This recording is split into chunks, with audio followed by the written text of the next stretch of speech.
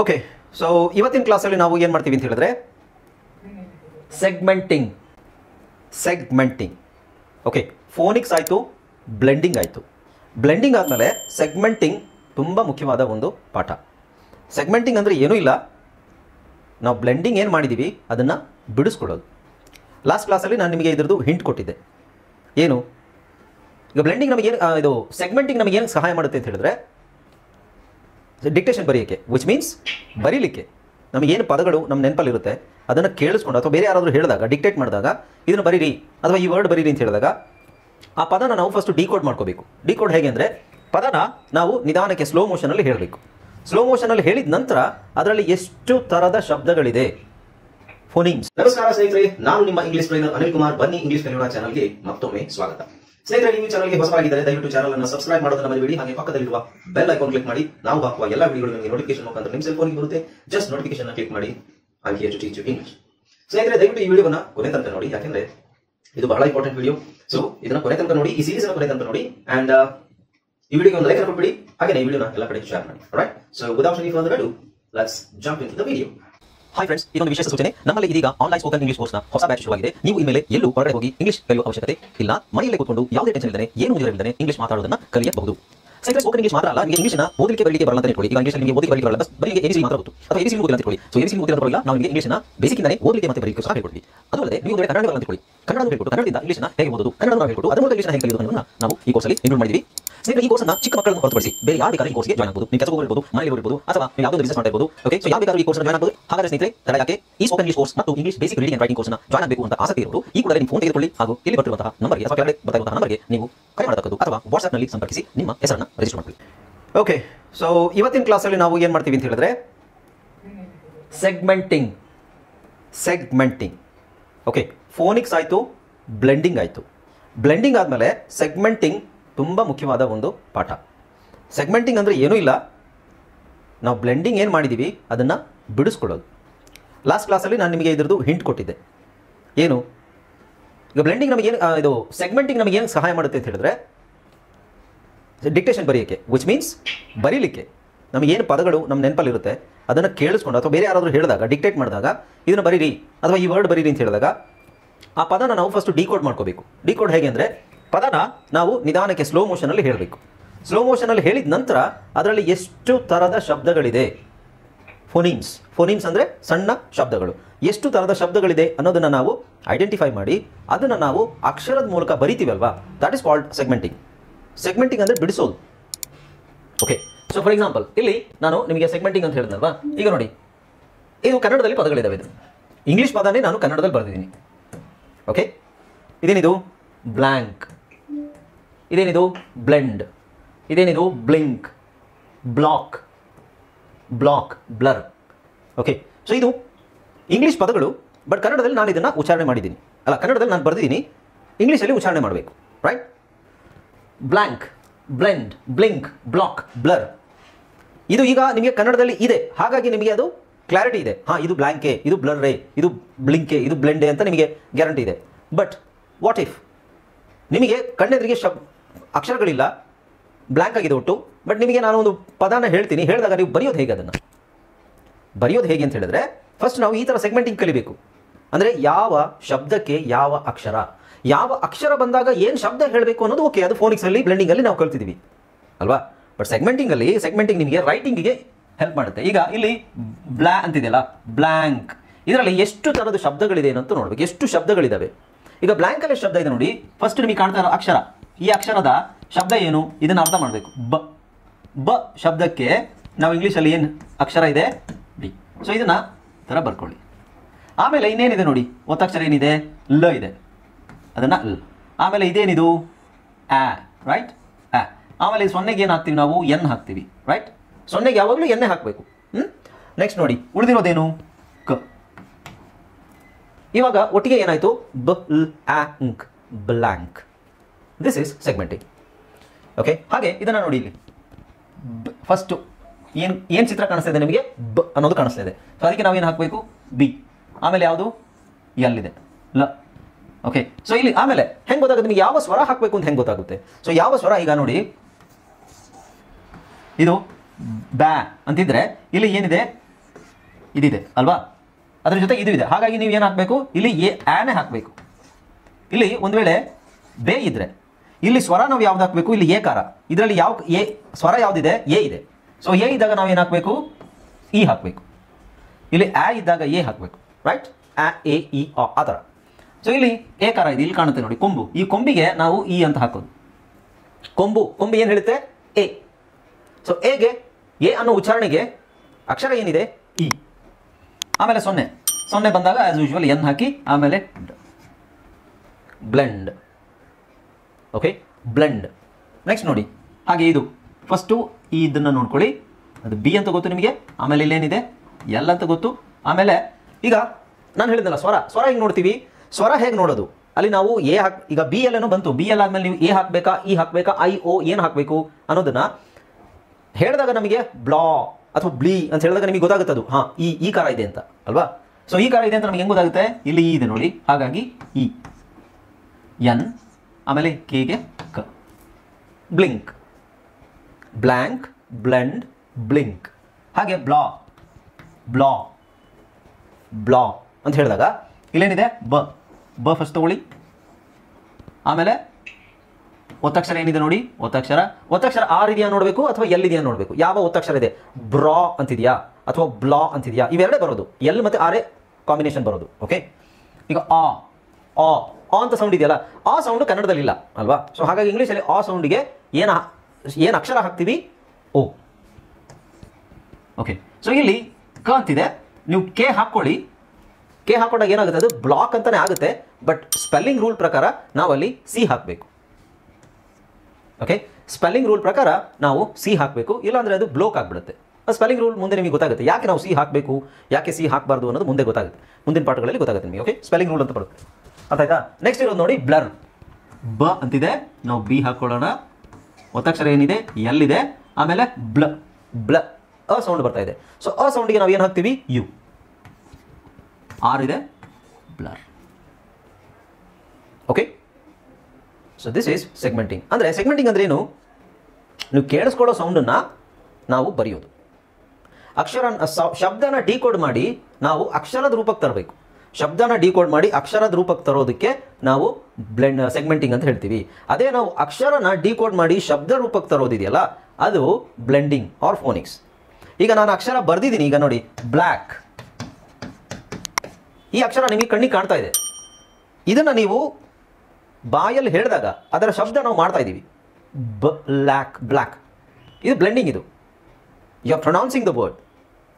But ಬೇರೆ ಯಾರೋ pronounce ಮಾಡಿರೋದನ್ನು ಅಥವಾ ನಿಮ್ಮ ಮೈಂಡಲ್ಲೇ ನೀವು ಒಂದು ವರ್ಡನ್ನು ನೆನಪಿಸ್ಕೊಂಡು ಬರೆಯೋದಾದರೆ, ಮೈಂಡಲ್ಲಿ ನೆನಪಿಸ್ಕೊಳ್ಳಿ, ಬ್ಲ್ಯಾಂಕ್ ಅಂತ ನೆನಪಿಸ್ಕೊಂಡಾಗ, ಅಥವಾ ನೀವೇ ಬಾಯಲ್ಲಿ ಹೇಳಿ ಬ್ಲ್ಯಾಂಕ್ ಅಂತ ಬರಿಬೇಕು. ನನಗೆ ಬ್ಲ್ಯಾಂಕ್ ಅಂತ ಬರಿಬೇಕಾದ್ರೆ ಫಸ್ಟು ಶಬ್ದಗಳೇನು ಅನ್ನೋದು ನೋಡಬೇಕು.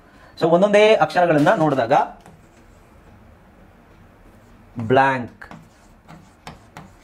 ಅಂತ ನೋಡಿದಾಗ ಇದನ್ನು ಬಿಡಿಸ್ಕೊಂಡಾಗ ಶಬ್ದ ಏನಾಗುತ್ತೆ, ಬ ಪ್ಲಸ್ ಲ್ ಪ್ಲಸ್ ಆ ಪ್ಲಸ್ 0 ಪ್ಲಸ್ ಕ. ಇವೆಲ್ಲದಕ್ಕೂ ನಾವು ಒಂದೊಂದು ಅಕ್ಷರಗಳನ್ನು ಇಂಗ್ಲೀಷಲ್ಲಿ ಹಾಕೋತೀವಲ್ವಾ. ಬಗ್ಗೆ ನಾವೇನಾಗ್ತೀವಿ, ಬ. ಲ್ಗೆ ಎಲ್, ಆಗೆ ಎ, ಎನ್ 0ಗೆ.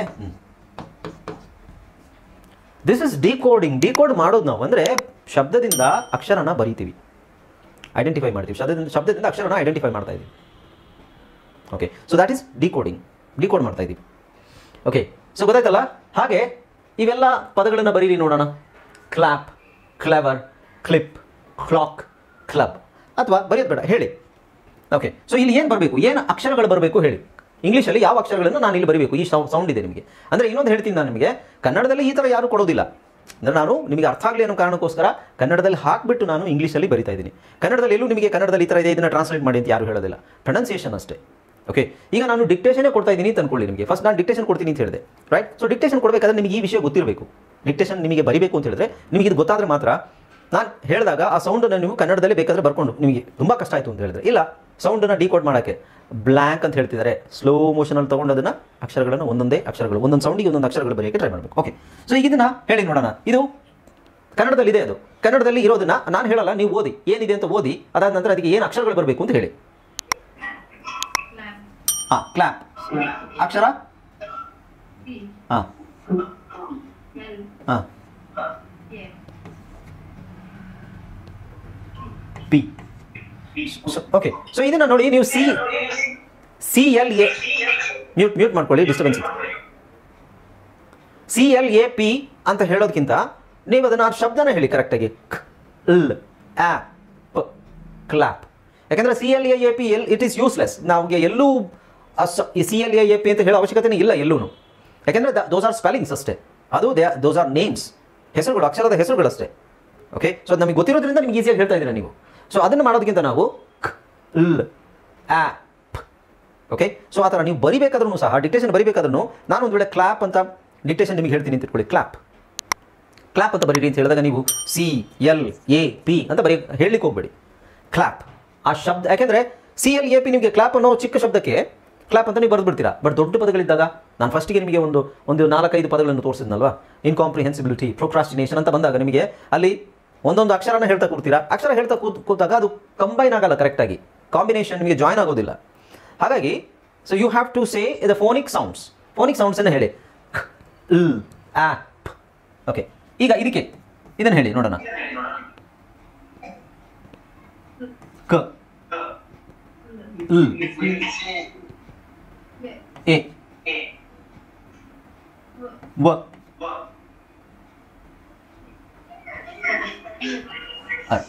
ಓಕೆ, ಸೊ ಇಲ್ಲಿ ಮ್ಯೂಟ್ ಮಾಡ್ಕೊಳ್ಳಿ, ತುಂಬ ನಾಯ್ಸ್ ಇದೆ, ತುಂಬ ಡಿಸ್ಟರ್ಬೆನ್ಸ್ ಇದೆ, ಯಾರ್ದು ಮ್ಯೂಟ್ ಮಾಡ್ಕೊಳ್ಳಿ.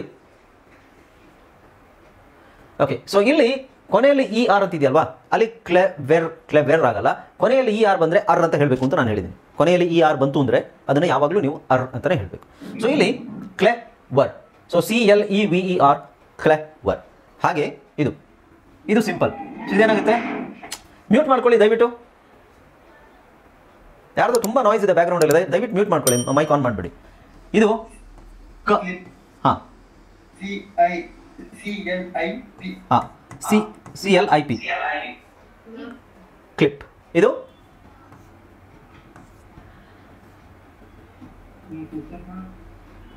ಏನಿದು,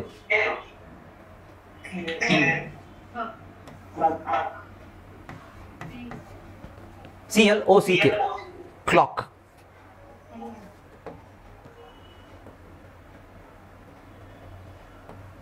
CLOCK ಕ್ಲಾಕ್.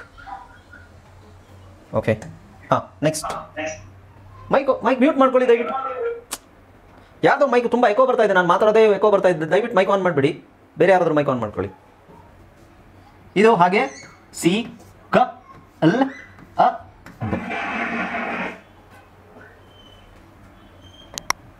ಕ್ಲಬ್. ಗೊತ್ತಾಯ್ತಲ್ವಾ? ಸೊ ಹೀಗೆ ನಾವು ಡಿಕ್ಟೇಷನ್ ಅಂತ ಬರೀಬೇಕಾದ್ರೆ, ಅಥವಾ ನಮಗೆ ನಮ್ಮದು ರೈಟಿಂಗ್ ಇಂಪ್ರೂವ್ ಆಗಬೇಕಾದ್ರೆ ಸೆಗ್ಮೆಂಟಿಂಗ್ ತುಂಬ ಮುಖ್ಯ. ನೀವೇನು ಕೇಳಿಸ್ಕೋತೀರಾ, ನಿಮಗೇನು ಕೇಳುತ್ತೆ ಅದನ್ನು ನಿಮ್ಮ ಬ್ರೈನು ಡಿಕೋಡ್ ಮಾಡಬೇಕು, ಅಕ್ಷರಕ್ಕೆ ಡಿಕೋಡ್ ಮಾಡಬೇಕು. ಆ ಶಬ್ದನ ಕರೆಕ್ಟಾಗಿ ಗ್ರಹಿಸ್ಕೋಬೇಕು, ನಾವು ಕೇಳಿಸ್ಕೋಬೇಕು ಸರ್ ಕರೆಕ್ಟಾಗಿ. ಓಕೆ, ಸೊ ಈಗ ಇದನ್ನು ಬರೀರಿ ಎಲ್ಲರೂ. Flag, flesh, flip, flop. ಇಲ್ಲಿ ಆಕಾರ ಬರಬೇಕು. Flop, flush, gland, glen, glin, glot, glut, plan, plent, plit, plot. ಇದೆಲ್ಲ ಪ್ಲಾಟ್ ಪ್ಲಸ್ FLAG, ಫ್ಲ್ಯಾಗ್. ಇದು ಫ್ಲೆಶ್. ಫ್ಲೆಶ್ಗೆ ಏನು ಬರಬೇಕು? ಫ್ಲೆಶ್. ಸೊ SH ಬಂದಾಗ ನಾವು ಶ್ ಅಂತ ಸೌಂಡ್ ಬಂದರೆ SH ಹಾಕಬೇಕು. ಅದು SH ಅಂತ ಇದ್ದಾಗ ಅದನ್ನು ಶ್ ಅಂತ ಸೌಂಡ್ ಮಾಡಬೇಕು. Okay, flip. ಯಾವುದು?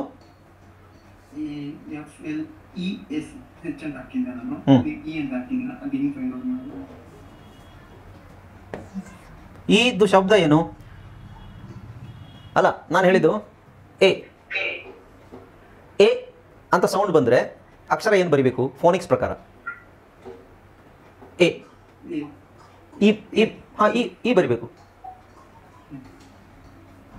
ಇಲ್ಲಿ ಎ ಇದೆಯಲ್ವಾ, ಇಲ್ಲಿ ಕೊಂಬು, ಈ ಕೊಂಬಿಗೆಲ್ಲ ಏನಾಗ್ತೀವಿ ನಾವು? ಎ. ಇ ಹಾಕೋದು ಇ. ಸೊ ಇ ಅನ್ನೋದು ಅದರ ಸೌಂಡ್ ಅಲ್ಲ, ಅದರ ಅಕ್ಷರದ ಹೆಸರು. ಇ ಅಕ್ಷರದ ಹೆಸರು. ಬಟ್ ಆ ಅಕ್ಷರ ಮಾಡೋ ಸೌಂಡ್ ಏನು?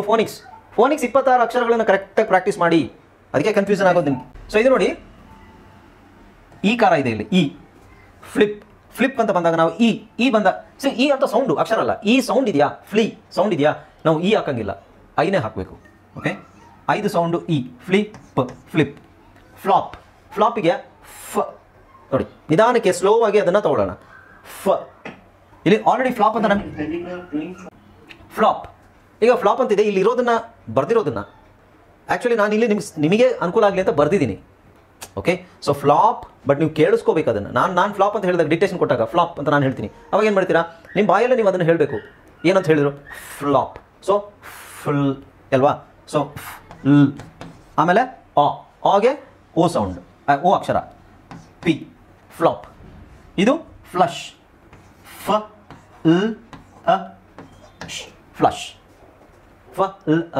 ಫ್ಲಶ್. ಓಕೆ, ನೆಕ್ಸ್ಟ್ ಇದು ಗ್ಲ್ಯಾಂಡಿಗೆ GL, ಇದು ಗ್ಲೆನ್, ಇದು ಗ್ಲಿನ್, ಗ್ಲಾಟ್. ಎಲ್ಲರೂ ಈ ಥರ ಕರೆಕ್ಟಾಗಿ ಬರ್ದಿದ್ದೀರಾ? ಗ್ಲಟ್.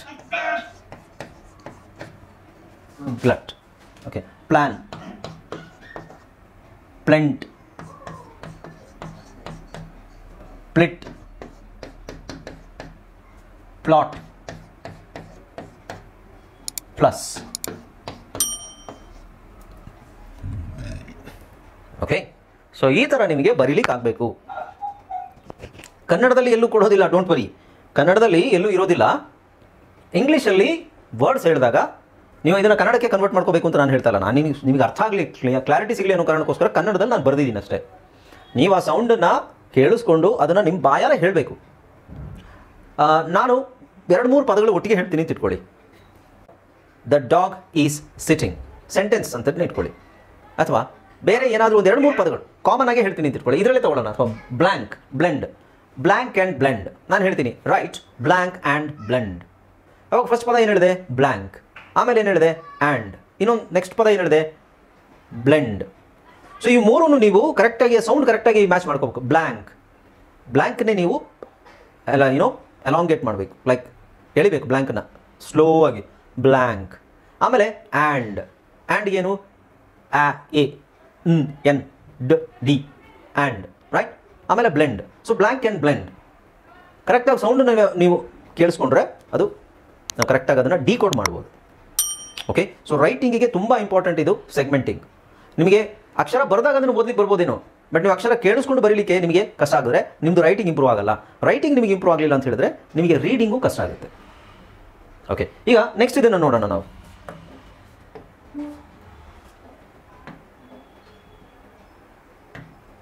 ಓಕೆ, ಇದಾಯ್ತಲ್ವಾ? ಈಗ ಇಲ್ಲಿ ನೋಡಿ, ಅಲ್ಲೇನಿದೆ, slap, slept, slit, slot, slum. Slap, slept. ಈಗ ಇದನ್ನು ನಾವು ಡಿಕೋಡ್ ಮಾಡಬೇಕು ಅಂತ ಹೇಳಿದ್ರೆ ಹೇಗೆ ಮಾಡ್ಬೋದು? ಸ್ಲ್ಯಾಪ್ ಅಂತಿದೆಯಲ್ಲ, ಸ್ಲ್ಯಾಪ್. ಸ್ಲೆಪ್ಟ್, ಎ ಪ ಟ, ಸ್ಲೆಪ್ಟ್. ಸ್ಲಿಟ್, ಸ್ಲಿಟ್ಟನ್ನು ಸ್ಲೋ ಮಾಡ್ಕೊಳ್ಳಿ, it. So it, slit. Slot ಹೆಂಗೆ ಹೇಳ್ಬೋದು ನಾವು? ಸ್ಲಾಟ್. ಸ್ಲಮ್ ಅನ್ನು ಹೆಂಗೆ ಹೇಳ್ಬೋದು? ಸ್ಲಮ್. ಸೊ ಇವಾಗ ಏನಾಯ್ತು? Slap, slept, slit, slot, slum. Okay, so ಈ ಥರ ನಾವು ಡಿಕೋಡ್ ಮಾಡ್ಕೋಬೇಕು. ಈಗ ನೋಡಿ, ಬ್ರ್ಯಾಂಡ್ ಅಂತಿದೆ ಅಂದರೆ, ಈಗ ನಾನು ಕನ್ನಡದಲ್ಲಿ ಬರ್ದಿರೋದೇನು, ನಾವು ಕನ್ನಡದಲ್ಲಿ ಇಲ್ಲಿ ಇಲ್ಲ ಅಂತಲೇ ಇಟ್ಕೊಳ್ಳಿ. ಓಕೆ, ಕನ್ನಡದಲ್ಲಿ ಇಲ್ಲಿ ಇಲ್ಲ, ನಾನು ನಿಮಗೆ ಅನುಕೂಲ ಆಗಲಿ ಅಂತ ಕನ್ನಡದಲ್ಲಿ ಬರ್ತೀನಿ. ಕನ್ನಡದಲ್ಲಿ ಇಲ್ಲ ಅಂತಲೇ ಅಂದ್ಕೊಳ್ಳಿ. ನಾನು ಹೇಳ್ತೀನಿ ನಿಮಗೆ ಬ್ರ್ಯಾಂಡ್ ಅಂತ ಬರೀರಿ ಅಂತ. ಬ್ರ್ಯಾಂಡ್ ಡಿಕ್ಟೇಷನ್ ಕೊಡ್ತಾ ಇದ್ದೀನಿ ತಿಳ್ಕೊಳ್ಳಿ. ಬ್ರ್ಯಾಂಡ್ ಅಂತ ಬರೀಬೇಕು ಅಂದರೆ ಫಸ್ಟ್ ನಾವು ಕರೆಕ್ಟಾಗಿ ಆ ಸೌಂಡನ್ನು ಕ್ಯಾಚ್ ಮಾಡ್ಕೊಳ್ಳಿ. ಬ ಫಸ್ಟ್ ಅಕ್ಷರ, ಬ್ರ್ಯಾಂಡ್. ರ ಹಾಕ್ಕೊಳ್ಳಿ, ಆ 0, ರೈಟ್. ಆಮೇಲೆ ಂಡ್. ಕನ್ನಡದಲ್ಲಿ ನಾವು ಈ ಥರ ಬರಿತೀವಲ್ವಾ, ಒಂದೊಂದೇ ಅಕ್ಷರನ ಕೂಡಿಸ್ಕೊಂಡು. ಅದನ್ನೇ ನಾವು ಇಂಗ್ಲೀಷಲ್ಲಿ ಮತ್ತೆ ಡಿಕೋಡ್ ಮಾಡಬೇಕು ಅಂತ ಹೇಳಿದ್ರೆ ಬ ರ್ ಆ ಂಡ್, ಬ್ರ್ಯಾಂಡ್. ಇದು ಬ್ರ್ಯಾಂಡ್. ಆವಾಗ ಅದು ಶಬ್ದದಿಂದ ಅಕ್ಷರ ರೂಪ ಪಡ್ಕೊಳ್ಳುತ್ತೆ. ಓಕೆ, ನಾವು ಹಾಗೆ ಇದು ನೋಡಿ, ಬ್ರ ರ ಎ ಬ್ರೆನ್ ಬ್ರೆನ್. ಇನ್ನು ಬ್ರಿಂಗ್ ಬ್ರಿಂಗ್ ಅಂತ ನಾನು ಹೇಳ್ತೀನಿ ತಿಳ್ಕೊಳ್ಳಿ. ಹೆಂಗೆ ಬರೀತೀರಾ? ಬ ರ್ ಇ ಇಂಗ್, ರೈಟ್? ಬ ರ್ ಇ ಇಂಗ್, ಬ್ರಿಂಗ್. ಬ್ರಾತ್, ಬ ರ ಆ ಥ, ಟಿ ಎಚ್. ಟಿ ಎಚ್ ಬಂದಾಗ ಥ ಅಂತ ಹೇಳಬೇಕು. ಟಿ ಎಚ್ಗೆ ಎರಡು ಸೌಂಡ್ ಇದೆ. ಟಿ ಎಚ್ಗೆ ನಾವು ಒಂದು ಥ ಅಥವಾ ದ, ಎರಡರಲ್ಲಿ ಯಾವ್ದಾದ್ರು ಒಂದು ಸೌಂಡ್ ಬರುತ್ತೆ. ಅದು ಆಮೇಲೆ ನೋಡೋಣ, ಗೊತ್ತಾಗುತ್ತೆ ನಿಮಗೆ. ಇದರಲ್ಲಿ ಡೈಗ್ರಾಫ್ಸ್ ಅಂತ ಬರುತ್ತೆ, ಅದರಲ್ಲಿ ನೋಡ್ಬೋದು. ಬ್ರಷ್, ಬ ರ ಅ ಶ್, ಬ್ರಷ್. ಯಾ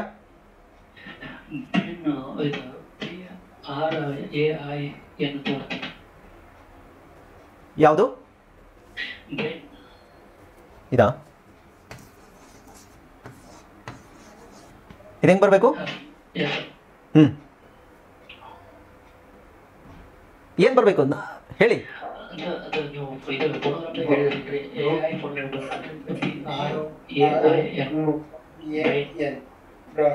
ಫೋನೋಗ್ರಾಮ್ ಯಾವಾಗ ಹೇಳಿದೆ ನಾನು ನಿಮಗೆ? ಫೋನೋಗ್ರಾಮ್ ಇನ್ನೂ ಸ್ಟಾರ್ಟೇ ಮಾಡಿಲ್ವಲ್ಲ.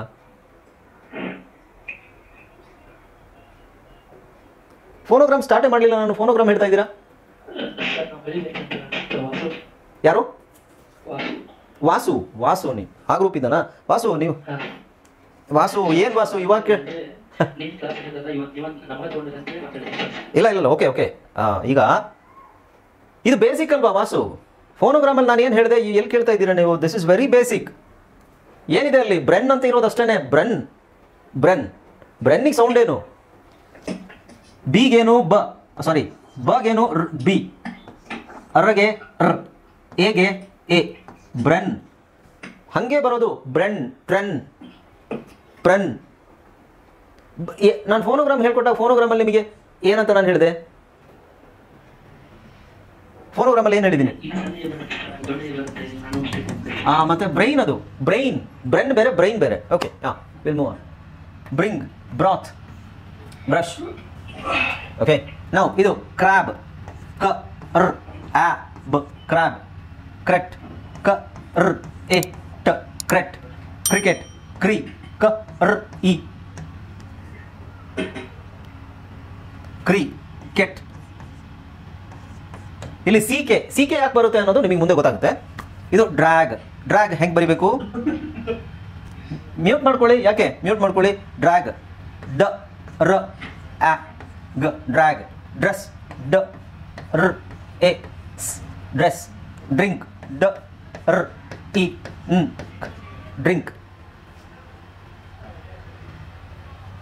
Okay, next. ಇಲ್ಲ, ಡೋಂಟ್ ವರಿ. ಇವಾಗ ನಾವು ಜಸ್ಟ್ ಇದು ಮಾತ್ರ ಫೋಕಸ್ ಮಾಡೋದು. ಡಬಲ್ ಎಸ್ ಯಾಕೆ ಬರುತ್ತೆ, ಸಿಂಗಲ್ ಎಸ್ ಯಾಕೆ ಬರುತ್ತೆ, ಅದಕ್ಕೆ ಪಾಠಗಳು ಬೇರೆ ಇದಾವೆ. ಓಕೆ, ಟೂ ಕಾನ್ಸನೆಂಟ್ ಲೆಟರ್ಸ್ ಅಂತಾನೆ ಇದೆ, ಅದು ಅವಾಗ ನೋಡಿದ್ರಾಯ್ತು. You don't worry about this. Drop, drop. Drug, ಡ ರ ಅ ಗ, ಡ್ರಗ್.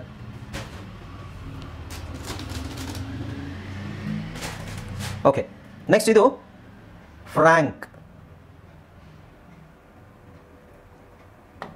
ಇದೇನಿದು? ಫ್ರ್ಯಾಂಕ್. ಫ್ರ್ಯಾಂಕ್ಗೆ ಫ್ ರ್ ಆ ನ್ ಕ್, ಫ್ರ್ಯಾಂಕ್. ಫ್ರೆಶ್, ಫ್ ರ್ ಎ ಶ್, ಫ್ರೆಶ್. ಫ್ರಿಲ್, ಫ್ ರ್ ಇ ಲ್ ಲ್, ಫ್ರಿಲ್. Okay, frog. ಇದೆಲ್ಲ ನೀವು ಮೇಲೊಂದು ಲೈನ್ ಹಾಕೋಬೇಕು ನೋಡಿ. ಆ ಅಂತ ಸೌಂಡ್ ಬರುತ್ತೆ, ಅಲ್ಲಿ ಮೇಲೊಂದು ಲೈನ್ ಹಾಕೋಬೇಕು. ಫ್ರಾಗ್. ಫ್ರಾಗಿಗೆ ಫ್ ರ್ ಆ ಗ, ಫ್ರಾಗ್. ಫ್ರಸ್ಟ್. ಫ್ರಸ್ಟಿಗೆ ನೋಡಿ, ಫ್ ರ್ ಅ ಸ್ಟ್, ಸ ಟ, ಫ್ರಸ್ಟ್. ಫ್ ರ್ ಅ ಸ್ ಟ್, ಫ್ರಸ್ಟ್. ಓಕೆ, ಫ್ರಸ್ಟ್. ಸೊ ಈ ಥರ ರೈಟಿಂಗ್ ಬರೆಯೋದು ಈ ಥರ. ಸೌಂಡ್ಸ್ ಕರೆಕ್ಟಾಗಿ ಕೇಳಿಕೊಂಡು ಆ ಸೌಂಡನ್ನು ನೀವು ಸ್ಲೋ ಮೋಷನಲ್ಲಿ ಹೇಳಬೇಕು. ಆಮೇಲೆ ಸೆಗ್ಮೆಂಟ್ ಮಾಡಬೇಕು, ಲೈಕ್ ಒಂದು ಸ್ಪ್ಲಿಟ್ ಮಾಡಬೇಕು. ಒಂದೊಂದು ಅಕ್ಷರ ಅಲ್ಲ, ಒಂದೊಂದು ಸೌಂಡನ್ನು ಸ್ಪ್ಲಿಟ್ ಮಾಡಬೇಕು. ಸ್ಪ್ಲಿಟ್ ಮಾಡಿದ್ಮೇಲೆ ಆ ಸೌಂಡಿಗೆ ನಾವು ಫೋನಿಕ್ಸಲ್ಲಿ ಏನು ಕಲ್ತಿದ್ದೀವಿ, ಬ್ಲೆಂಡಿಂಗ್ ಫೋನಿಕ್ಸ್ 26 ಲೆಟರ್ಸನ್ನು ನಾವು 26 ಲೆಟರ್ಸಿಗೆ ಯಾವ ಸೌಂಡ್ಸನ್ನು ಕಲ್ತಿದ್ದೀವಿ, ಆ ಸೌಂಡ್ಸಿಗೆ ಯಾವ ಅಕ್ಷರ ಬರುತ್ತೆ ಅನ್ನೋದು ನಮಗೆ ಗೊತ್ತಾಗಬೇಕು. ಅಕ್ಷರ ನೋಡಿದಾಗ ನಿಮಗೆ ಇದನ್ನು ಹೀಗೆ ಹೇಳಬೇಕು. ಈಗ ನಾನು ಎ ಅಂತ ಬರೆದ್ರೆ ಅದನ್ನು ನಾವು ಆ ಅಂತ ಓದ್ತೀವಿ. ಬಿ ಅಂತ ನಾನು ಬರೆದ್ರೆ ಬ ಅಂತ ಓದ್ತೀರಾ, ಬಟ್ ಬ ಅಂತ ಹೇಳಿದಾಗ ಬಿ ಅಂತ ಬರೀಲಿಕ್ಕೆ ಬರಬೇಕು ನಿಮ್ಗೆ. Okay, that is what segment is all about. ಅಥವಾ ನಮಗೆ ರೈಟಿಂಗ್ ಪ್ರಾಬ್ಲಮ್ ಆಗಿಬಿಡುತ್ತೆ, ಇಲ್ಲಾಂದರೆ ತುಂಬ ಜನರಿಗೆ ಓದಲಿಕ್ಕೆ ಬರುತ್ತೆ ಬಟ್ ಬರೀಲಿಕ್ಕೆ ಕಷ್ಟ ಆಗುತ್ತೆ. ಕಾರಣ ಏನು ಅಂತ ಹೇಳಿದ್ರೆ ಇದೇನೆ, they don't know how to segment a word. ಅವರಿಗೆ ಸೆಗ್ಮೆಂಟ್ ಮಾಡೋದು ಗೊತ್ತಿಲ್ಲ. ಹಾಂ, ನೋಡಿದ ತಕ್ಷಣ ಇದನ್ನು ಹಿಂಗೆ ಅಂತ ಹೇಳ್ಬೋದು. ತುಂಬ ಜನರಿಗೆ ಸಮಸ್ಯೆ ಇದೆ. ನಿಮಗೆ ಕನ್ನಡದಲ್ಲಿ ಆದರೂ ಅಷ್ಟೇ, ಎಷ್ಟೋ ಜನರಿಗೆ ಕನ್ನಡ ಚೆನ್ನಾಗಿ ಓದ್ತಾರೆ ಬಟ್ ಬರೀಲಿಕ್ಕೆ ಕಷ್ಟ ಆಗುತ್ತೆ, ಬರವಣಿಗೆ ಅಷ್ಟು ಬರೋದಿಲ್ಲ. ಯಾಕೆಂದರೆ ಓದಿರೋದೆಲ್ಲ ನಾವು ಕನ್ನಡದಲ್ಲಿ ಓದಿದಾಗ ಏನಾಗುತ್ತೆ ಹೇಳ್ತಾರೆ, ನಾವು ಈ ಥರ ಏನು ಓದೋದಿಲ್ಲ. ನಾವು ಕಾಗುಣಿತ, ನಮಗೆ ಒತ್ತಕ್ಷರ ಅದೆಲ್ಲ ಇರುತ್ತಲ್ವ, ಸೊ ಹಾಗೆ ಓದ್ಕೊಂಡು ಹೋಗ್ಬಿಡ್ತೀವಿ. ಇನ್ನೊಂದು ನಮಗೆ ಕೆಲವು ಪದ ಅದು ಗೊತ್ತಿರುತ್ತೆ, ಪದಗಳು ನಾವು ಬಳಸ್ತಾ ಇರ್ತೀವಿ ಆ ಪದಗಳು. ಹಾಗಾಗಿ 2 ಅಕ್ಷರ ನೋಡಿದ ತಕ್ಷಣ ಮುಂದಿಂದು 3 ಅಕ್ಷರ ಆಟೋಮೆಟಿಕ್ಕಾಗಿ ನಾವೇ ಓದ್ಬಿಡ್ತೀವಿ. ಪ್ರತಿಯೊಂದು ಅಕ್ಷರನೂ ಫೋಕಸ್ ಮಾಡೋ ಅವಶ್ಯಕತೆ ಇಲ್ಲ ಕನ್ನಡದಲ್ಲಿ ಅಲ್ವಾ. ಓಕೆ, ಹಾಗಾಗಿ ಇಂಗ್ಲೀಷಲ್ಲಿ ಹಂಗಲ್ಲ. So you have to focus on each and every letter in English. ಪ್ರತಿಯೊಂದು ಅಕ್ಷರನೂ ನಾವು ಗಮನಿಸಬೇಕು, ಅದರಲ್ಲಿ ಅದು ಏನು ಸೌಂಡ್ ಮಾಡುತ್ತೆ. ಓಕೆ, ಯಾಕೆಂದರೆ ನಿಮಗೆ ಪದಗಳೇನು ಪರಿಚಿತವಾಗಿಲ್ಲ. ಈಗ ಇಂಗ್ಲೀಷಲ್ಲಿ ಎಷ್ಟು ಪದಗಳು ಕೇಳಿರ್ತೀರಾ ನೀವು, ಬಟ್ ಕನ್ನಡದಲ್ಲಿ ನಮಗೆ ಸಾವಿರಾರು ಪದಗಳು ಪರಿಚಿತವಾಗಿದೆ. ನಾವು ಕೇಳಿಸ್ಕೊಂಡಿದ್ದೀವಿ, ಬರ್ದಿಲ್ಲ ಅಂತಲೇ ಇಟ್ಕೊಳ್ಳಿ. ನೀವು ಕೇಳಿಸ್ಕೊಂಡಿದ್ದೀರಾ, ಹೇಳಿದ್ದೀರಾ, ಕೇಳಿದ್ದೀರಾ, ನೋಡಿದ್ದೀರಾ. ಬಟ್ ಇಂಗ್ಲೀಷಲ್ಲಿ ಅಷ್ಟು ಪದಗಳು ನಾವು ನೋಡಿಲ್ಲ. ನೀವು ತುಂಬ ಜನ ಅಷ್ಟು ಪದಗಳನ್ನು ನೋಡದೇ ಇರೋದ್ರಿಂದ ಸುಮಾರು ಪದಗಳು ನಿಮಗೆ ಬೇಸಿಕ್ ಪದಗಳು ಬಿಟ್ಟರೆ ಬೇರೆ ದೊಡ್ಡ ದೊಡ್ಡ ಪದಗಳು ಯಾವುದು ನಿಮಗೆ ಪರಿಚಿತವಲ್ಲ. ಆದ ಕಾರಣ ಏನಾಗುತ್ತೆ ಅಂದರೆ ನಿಮಗೆ ಆ ಒಂದು ಸೌಂಡನ್ನು ಐಡೆಂಟಿಫೈ ಮಾಡೋ ಒಂದು ಎಬಿಲಿಟಿ ಇಲ್ಲ. ಸೌಂಡನ್ನು ಐಡೆಂಟಿಫೈ ಮಾಡೋದು ಒಂದು, ಅದಲ್ಲದೆ ಅದ್ರ ಜೊತೆಗೆ ನೀವು ಸೌಂಡ್ ಐಡೆಂಟಿಫೈ ಮಾಡಿದ ನಂತರ ನೀವು ಅದನ್ನು ಬರವಣಿಗೆಗೆ ತರೋದು, ಅದಕ್ಕೆ ಡಿಕೋಡಿಂಗ್ ಅಂತ ಹೇಳ್ತೀವಿ ನಾವು. ಸೊ ಸೌಂಡನ್ನು ಲೆಟರ್ಗೆ ಡಿಕೋಡ್ ಮಾಡೋಕ್ಕೆ ಕಷ್ಟ ಆಗುತ್ತೆ, ಯಾಕೆಂದರೆ ನಾವು ಅದನ್ನು ಕಲ್ತಿಲ್ಲ.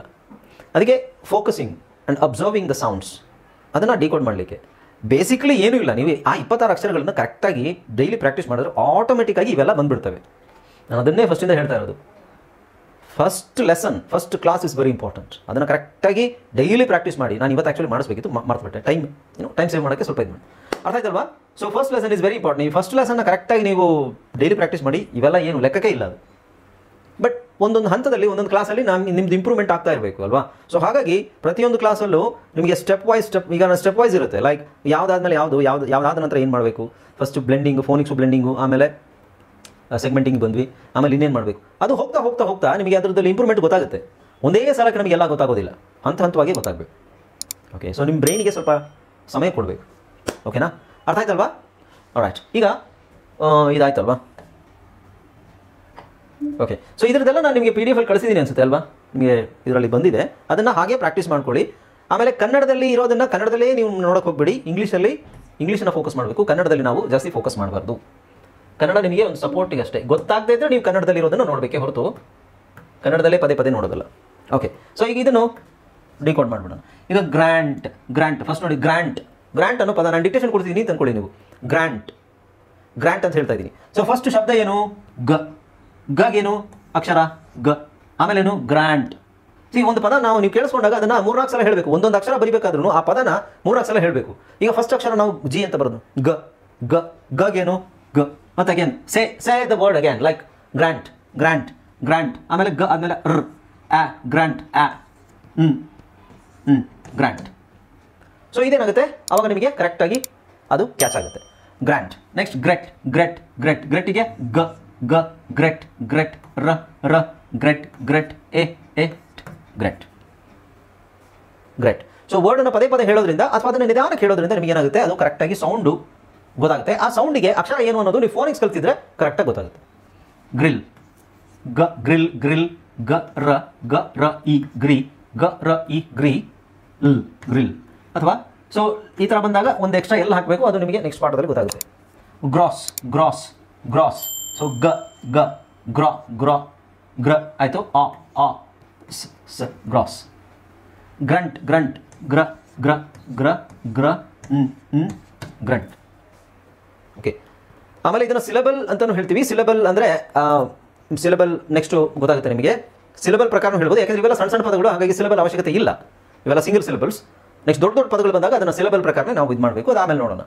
ಈಗ ನೋಡಿ, ಫ್ರ್ಯಾಂಕ್ ಅಂತ ಹೇಳಿದಾಗ ಫ್ರ್ಯಾಂಕ್ ಫ್ರ್ಯಾಂಕ್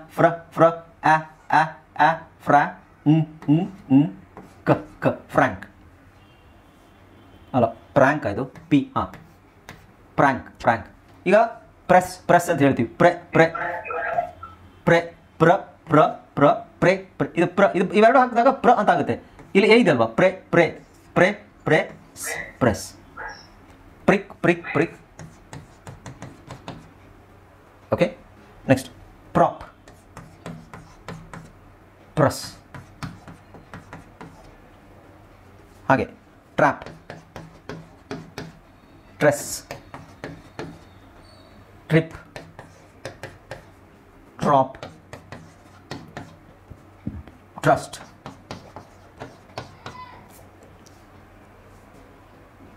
ಗೊತ್ತಾಯ್ತಾ? ಇಷ್ಟೇ ಇರೋದು. Okay, S. ಇದು ಪಿ ಮತ್ತು ಎಫ್ ಎಲ್ ಚೇಂಜ್ ಮಾಡ್ಬೇಕು ಅಂದ್ರೆ ಪಿ ಬ್ರ್ಯಾಂಕ್ ಅಂತ ಬಂದಾಗ ಪಿ ಹಾಕ್ತಾರೆ, ಎಫ್ ಎಲ್ ಹಾಕ್ಬೇಕು. ಎಫ್ ಫಾ ಬಂದಾಗ ಹಾಕಬೇಕು. ಅದೇ ಕನ್ಫ್ಯೂಸ್ ಆಗ್ತದೆ ಯಾವಾಗ ಅಂತ. ಅಲ್ಲ, ಕನ್ಫ್ಯೂಷನ್ ಏನು ಬಂತು? ಶಬ್ದ ಕೇಳಿಸ್ಕೊಳ್ಳಿ. But same ಅನ್ಸುತ್ತಲ್ಲ. ಸೇಮ್ ಹೆಂಗಪ್ಪ ಆಗುತ್ತೆ? ಸೇಮ್ ಹೆಂಗಾಗುತ್ತೆ? ಇವಾಗ ಬ್ಲ್ಯಾಂಕ್ ಅಂತಂದ್ರಲ್ಲ. ಅಲ್ಲ, ಅದು ನಾನು ಹೇಳಬೇಕಾದ್ರೆ ಮಿಸ್ಟೇಕ್ ಮಾಡಿದೆ. ಸೇಮ್ ಹೆಂಗಾಗುತ್ತೆ? ಇಲ್ಲಿ ನೋಡಿಲ್ಲಿ, ಸೇಮ್ ಹೆಂಗಾಗುತ್ತದು? ಇಲ್ಲಿ ಎಫ್ ಅನ್ನೋ ಶಬ್ದಕ್ಕೆ ಎಫ್ ಅನ್ನೋ ಅಕ್ಷರ ಇದೆಯಾ? ಎಫ್ ಅನ್ನೋ ಅಕ್ಷರಕ್ಕೆ ಫ ಅಂದ್ರೆ ಬಾಲ ಇದೆ. ಪಿ ಅನ್ನೋ ಅಕ್ಷರಕ್ಕೆ ಬಾಲ ಇಲ್ಲ. ಇವೆರಡು ವ್ಯತ್ಯಾಸ ಇಲ್ವಾ? ಕನ್ನಡ ಇದು ಪ, ಇದೇನಿದು ಹ. ಹಾ, ಓಕೆ. ಈಗ ನೀವು ಕೇಳಿದ್ದು ಪ್ರಶ್ನೆ ನನಗೆ ಈಗ ಗೊತ್ತಾಯ್ತು. ನೀವು ಕೇಳ್ತಾ ಇರೋದೇನು ಅಂತ. ಎರಡು ಒಂದೇ ಅಲ್ಲ, ಎರಡು ಒಂದೇ ಅಲ್ಲ. ಕನ್ನಡದಲ್ಲೂ ಸಹ ಎರಡು ಒಂದೇ ಅಲ್ಲ. ಕನ್ನಡದಲ್ಲಿ ಪ ಪರಮ, ಕನ್ನಡದಲ್ಲಿ ಪ್ರತಿ, ಏನಿದು ಫಲ. ಓಕೆ, ಪ್ರತಿಫಲ. ಎಸ್, ಇದನ್ನು ನಾವು ಕನ್ನಡದಲ್ಲಿ ಫಾ ಅಂತ ಹೇಳಲ್ಲ, ಎಫ್ ಅಂತ ಹೇಳಲ್ಲ. ಬಟ್ ಇಂಗ್ಲೀಷಲ್ಲಿ ಅದನ್ನು ನಾವು ಎಫ್ ಅನ್ನೋದಕ್ಕೆ ಕನ್ನಡದಲ್ಲಿ ಉಚ್ಚಾರಣೆ, ಕನ್ನಡದಲ್ಲಿ ನಮ್ಮ ಅನುಕೂಲಕ್ಕೆ ನಾವು ಮಾಡ್ಕೊಂಡಿರೋದು. ಎಫ್ ಅಂತ ಬಂದಾಗ ನೀವು ಈ ಥರ ಹೇಳಬೇಕು, ಫ. ಯಾರು ಪ್ರಶ್ನೆ ಕೇಳ್ತಾ ಇರೋದು? ಯಾರು? ಅನಯ್ಯ. ಓಕೆ, ಸೊ ಇಲ್ಲಿ ಈಗ ನೀವು ಕೆಲವು ಹೆಸರುಗಳನ್ನು ಕೇಳಿದಿರಲ್ವಾ? ಉದಾಹರಣೆಗೆ ಫಯಾಜ್, ಫಯಾಜ್ ಹೆಸರು ಕೇಳಿದ್ದೀರಾ? ನೀವು ಇದನ್ನು ಹೆಂಗೆ ಬರಿತೀರಾ ಕನ್ನಡದಲ್ಲಿ ಬರಿಬೇಕಾದ್ರೆ? ಇದೇ ಥರ ಬರಿತೀವಿ, ಈ ಥರ ಬರಿತೀವಿ, ಫಯಾಜ್. ಬಟ್ ಅದಕ್ಕೆ ನಮಗೆ ಕನ್ನಡದಲ್ಲಿ ಫಾ ಅನ್ನೋ ಅಕ್ಷರ ಇಲ್ಲ. ಅಲ್ಲ, ಸಾರಿ, ಫಾ ಅನ್ನೋ ಶಬ್ದ ಇಲ್ಲ ಕನ್ನಡದಲ್ಲಿ. ನಾವು ಫಾ ಬಳಸೋದಿಲ್ಲ. ಇಂಗ್ಲೀಷಲ್ಲಿದೆ, ಹಿಂದಿಯಲ್ಲಿದೆ, ಉರ್ದುವಲ್ಲಿದೆ. ಓಕೆ, ಬೇರೆ ಬೇರೆ ಭಾಷೆ, ದೇಶದ ಭಾಷೆಯಲ್ಲಿ ಇರ್ಬೋದು. ಬಟ್ ಕನ್ನಡದಲ್ಲಿ ಫಾ ಅನ್ನೋದು ನಾವು ಬಳಸೋದಿಲ್ಲ. ಅದಕ್ಕೆ ಫ, ಪ, ಫ. ಇಂಗ್ಲೀಷಲ್ಲಿ ಅದಿದೆ. ಸೊ ಕನ್ನಡದಲ್ಲಿ, ಇಂಗ್ಲೀಷಲ್ಲಿ ಎಫ್ ಅನ್ನೋದಕ್ಕೆ ನಾವು ಕನ್ನಡದಲ್ಲಿ ಈ ಫಾನ ಬಳಸಬೇಕು. ಓಕೆ, ನೀವು ಹೇಳಿದ ಸರಿನೇ, ಫಾನ ಎರಡು ಒಂದೇನೆ. ಬಟ್ ಇಂಗ್ಲೀಷಲ್ಲಿ ನಾವು ಅದನ್ನು ಹಂಗೆ ಮಾಡ್ಕೊಂಡಿರೋದು. ಓಕೆ, ಅರ್ಥ ಆಯ್ತಲ್ಲ? ಈಗ ಎಫ್ ಇಂಗ್ಲೀಷಲ್ಲಿ ಎಫ್ ಅಂತ ಎಲ್ಲೇ ಬರಲಿ, ಎಫ್ ಅಂತ ಎಲ್ಲೇ ಬರಲಿ, ಅದು ನಾವು ಈ ಮಹಾಪ್ರಾಣ ಪಾನ ತಗೋಬೇಕು. ಮಹಾಪ್ರಾಣ ಪ, ಫ, ಫ, ವಿಚ್ ಇಸ್ ಫ. ಅದು ಫ ಅಲ್ಲ. ಕನ್ನಡನ ನಾವು ಹಿಂಗೆ ಓದ್ಬೇಕಾದ್ರೆ, ಈಗ ಕನ್ನಡದ ಹೆಂಗೆ ಓದ್ತೀವಿ ನಾವು? ಪ, ಫ, ಬ, ಭ. ಈಗ ನಾವು ಪ, ಫ ಅಂತ ಹೇಳ್ತೀವ? ಇಲ್ಲ, ಪ್ರತಿಫಲ. ತುಂಬ ಜನ ಪ್ರತಿಫಲ ಅಂತ ಹೇಳ್ತಾರೆ. ಪ್ರತಿಫಲ, ಪ್ರತಿಫಲ ಅಲ್ಲ ಅದು ಆ್ಯಕ್ಚುಲಿ, ಪ್ರತಿಫಲ, ಪ್ರತಿಫಲ, ಪ್ರತಿಫಲ. ನೋ. ಓಕೆ, ಸೊ ಬಟ್ ನಾವು ಇಂಗ್ಲೀಷಲ್ಲಿ ಫ ಅಂತ ಇರೋದನ್ನ ನಾವು ಫ ಇದೇ ಅಕ್ಷರ ಬರಿತೀವಿ. ಬಟ್ ಅದನ್ನು ಉಚ್ಚಾರಣೆ ಮಾಡಬೇಕಾದ್ರೆ ನಾವು ಫ ಅಂತ ಹೇಳಬೇಕು. Okay, right. ಎಲ್ಲಿದ್ವಿ ನಾವು?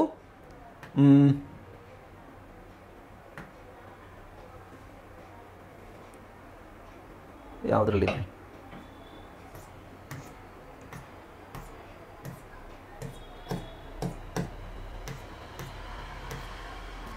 ಹಾಂ, ಓಕೆ, ಗೊತ್ತಾಯ್ತಲ್ಲ? ಅದು ಹೀಗೆ ಇದನ್ನು ಪ್ರಾಕ್ಟೀಸ್ ಮಾಡಬೇಕು. ಒಂದು ಪದ ಕೇಳಿದ ತಕ್ಷಣ ಅದನ್ನು ನಾವು ಡಿಕೋಡ್ ಮಾಡೋಕ್ಕೆ ನೋಡಬೇಕು. ಏನು ಅಕ್ಷರ ಅದಕ್ಕೆ? ಬ್ಲ್ಯಾಂಕ್ ಅಂತ ಹೇಳ್ತೀವ, ಬ್ರ್ಯಾಂಡ್ ಅಂತ ಹೇಳ್ತೀವ, ಬ್ರೆಡ್ ಅಂತ ಹೇಳ್ತೀವ, ಏನು ಅಕ್ಷರ ಬರುತ್ತೆ ಅದಕ್ಕೆ ಅನ್ನೋದು ನೀವು ಮೈಂಡಲ್ಲೇ ಇದು ಮಾಡಿಕೊಂಡು ಬರೀಬೇಕು. That's very important. ಓಕೆ, ಆಮೇಲೆ ನೆಕ್ಸ್ಟ್ ಕ್ಲಾಸಿಗೆ ನಾನು ಇದೇ ವರ್ಡ್ಸನ್ನು ಡಿಕ್ಟೇಷನ್ ಕೊಡ್ತೀನಿ ನಿಮಗೆ. Okay, so dictation is very important. ನಾನು ಅದಕ್ಕೆ ನಿಮಗೆ ಡಿಕ್ಟೇಷನ್ ಕೊಡ್ತೀನಿ ಅಂತ ಹೇಳಿದೆ, ಬಟ್ ಕೊಡಲಿಲ್ಲ, ಬಿಕಾಸ್ ಸೆಗ್ಮೆಂಟಿಂಗು ಕಷ್ಟ ಆಗುತ್ತೇನೋ ಅಂತ. ಓಕೆ, ನೆಕ್ಸ್ಟ್ ಕ್ಲಾಸಿಗೆ ನಾನು ಡಿಕ್ಟೇಷನ್ ಕೊಡ್ತೀನಿ. ಎಲ್ಲರೂ ರೆಡಿಯಾಗಿರಿ. ನಿಮಗೆ ಎಷ್ಟು ಬರುತ್ತೆ ಅಷ್ಟು. ಇಲ್ಲಿವರೆಗೆ ನಿಮಗೆ ಯಾವ ಸೌಂಡ್ಸ್ ಕ್ಲಾರಿಟಿ ಇದೆಯಾ, ಅದನ್ನು ಬರೆಯೋಕ್ಕಾಗುತ್ತಾ ಅನ್ನೋದನ್ನು ನೋಡಬೇಕು. ಓಕೆನಾ? Any doubts? ಏನಾದರೂ ಡೌಟ್ ಇದೆಯಾ? ಓಕೆ.